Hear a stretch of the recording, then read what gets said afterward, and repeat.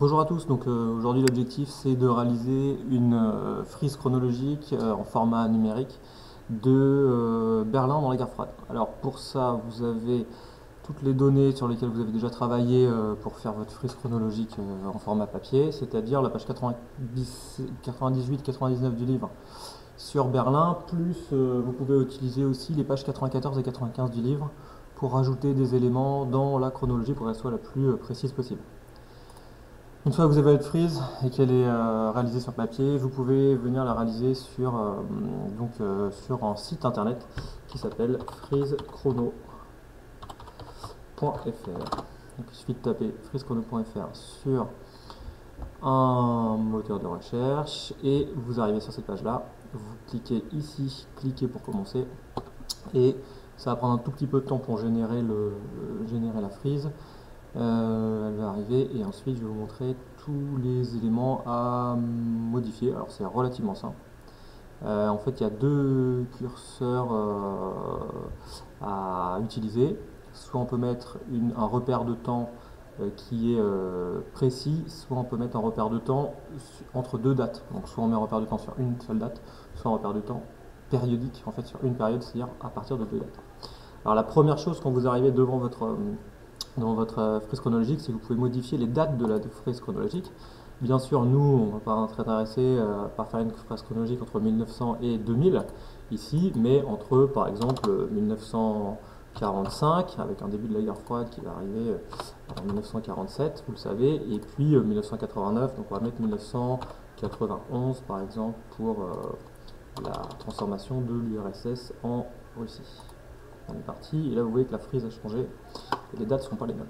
Ensuite, donc les deux repères à utiliser. On a celui-là, créer un événement, ou celui-là, créer une période. D'accord. Donc si on veut créer un événement, une date précise. Donc par exemple, je sais pas moi, la fin de la guerre, de la Seconde Guerre mondiale, le 8 mai 1945. Donc je crée un événement.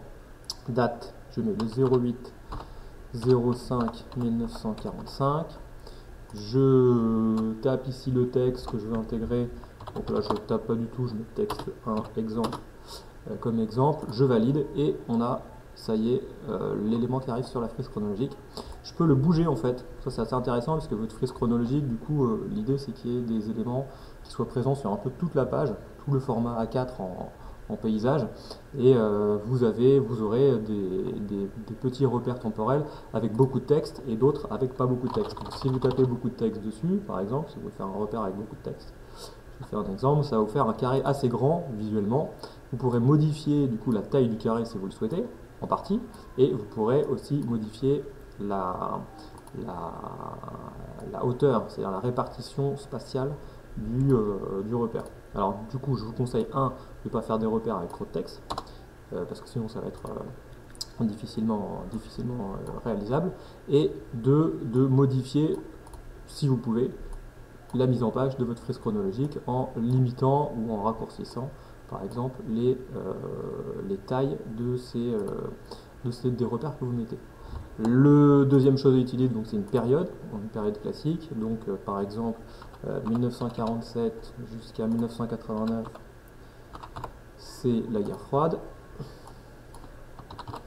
et là évidemment ce qu'il va créer c'est une période avec une date de début, une date de fin. Tous ces éléments, une fois qu'ils sont mis sur la frise chronologique, il faut faire un petit peu de mise en page, et puis vous pouvez les modifier en mettant des couleurs de police, si vous voulez, mais donc là vous voyez qu'ici elle est en rouge, mais vous pouvez mettre aussi des couleurs de fond de la frise chronologique, de la frise par exemple, ou alors aussi des couleurs du cadre. Donc si vous voulez changer la couleur de cadre, vous pouvez faire aussi une couleur de cadre. Voilà, vous pouvez colorier en fait en fonction des thèmes. Par exemple, si vous faites Berlin dans la guerre froide, vous pouvez faire tous les éléments relatifs à Berlin dans une couleur, tous les éléments génériques sur la guerre froide en une autre couleur. Voilà, ça peut être un élément intéressant, ça vous permet de classifier un peu. Maintenant, dernier point, mais point important, pour sauvegarder votre travail, alors c'est deux solutions. Soit vous mettez sauvegarder, enregistrer, et à ce moment-là, vous allez pouvoir enregistrer votre travail sur un fichier bin.bin, vous voyez qu'il s'affiche ici là, .bin, et ce fichier, donc vous pouvez l'enregistrer si vous voulez, mais il sera utilisable que sur ce site internet là. Donc moi ce que je vous demande, si vous ne l'avez pas fini, c'est de l'enregistrer sous format bin sur votre session. Mais une fois que c'est fini et que votre freeze est finalisé, vous allez générer un PDF, c'est-à-dire vous allez générer un fichier final. Ce fichier final, quand j'ai cliqué dessus, vous voyez qu'il y a une petite sécurité là, c'est que les ordinateurs ici sont paramétrés pour limiter les fenêtres qui s'ouvrent toutes seules, qu'on appelle les fenêtres pop-up. Donc en cliquant sur option, vous pouvez afficher la dernière fenêtre pop-up qui a été bloquée, ce qui est celle-là, et là évidemment elle va se télécharger et s'ouvrir. Elle est ici, il suffit d'aller l'ouvrir, et là l'ordinateur va l'ouvrir avec un fichier PDF. Une fois que ce fichier PDF est réalisé et que vous l'avez ouvert, vous allez l'enregistrer au bon endroit, c'est-à-dire comme d'habitude, enregistrer sous. Vous allez l'enregistrer comme d'habitude dans le disque dur groupe.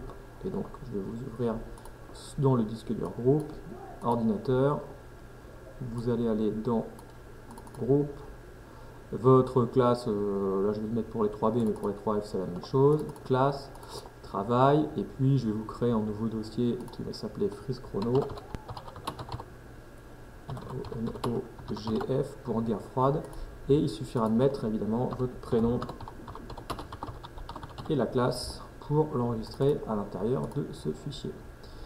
Et voilà, du coup là tout est fini. Bon